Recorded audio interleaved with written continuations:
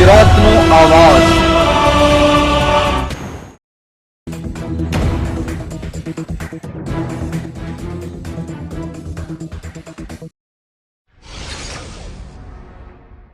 મહીસાગર જિલ્લાના લુણાવાડા તાલુકાના ખારોલ ગામે પત્ની અને પ્રેમીએ મળી કરી પતિની હત્યા।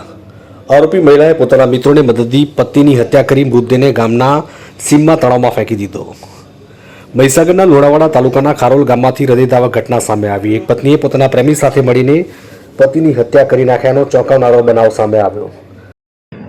કોઠંબા પોલીસ સ્ટેશન વિસ્તારમાંથી ગઈ 26ના રોજ ખારોલ ગામની સીમમાંથી એક લાશ મળી આવેલી હતી, જેના અનુસંધાને કોઠંબા પોલીસ તત્કાલ ત્યાં પહોંચી હતી અને આ ડિકમ્પોઝ થયેલી લાશ હતી, એટલે એને ઓળખ પહેલાં તો મુશ્કેલ બની હતી, પરંતુ સઘન પ્રયત્નોને અંતે આ જે લાશ મળી આવી હતી એ પ્રભાતભાઈ બારિયા રહે ભીમથલ, આ શહેરા તાલુકાના વતની છે, એની હતી, જેને અનુસંધાને સૌપ્રથમ એક એડી દાખલ કરવામાં આવી હતી।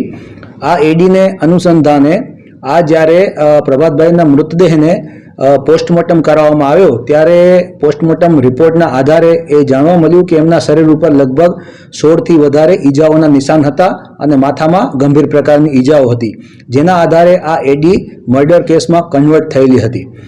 ત્યારબાદ મર્ડરની જાણ થતાં જ સૂચના પ્રમાણે એલસીબીની ટીમ હરકતમાં આવી હતી અને એલસીબીની ટીમે લાશની ખૂબ જ તપાસ કરતા પ્રભાતભાઈ અને એમના પરિવારજનોની તપાસ કરતા જે માહિતી મળી આવી એ ખૂબ ચોંકાવનારી હતી અને માહિતી મળી કે આ પ્રભાતભાઈનું મર્ડર કરવામાં આવેલું છે અને આ પ્રભાતભાઈનું મર્ડર કરવામાં પ્રભાતભાઈના પત્ની દક્ષાબેન સામેલ હતા અને દક્ષાબેને પોતાના જેમની સાથે પ્રેમ પ્રકરણ હતું એ રાજુભાઈ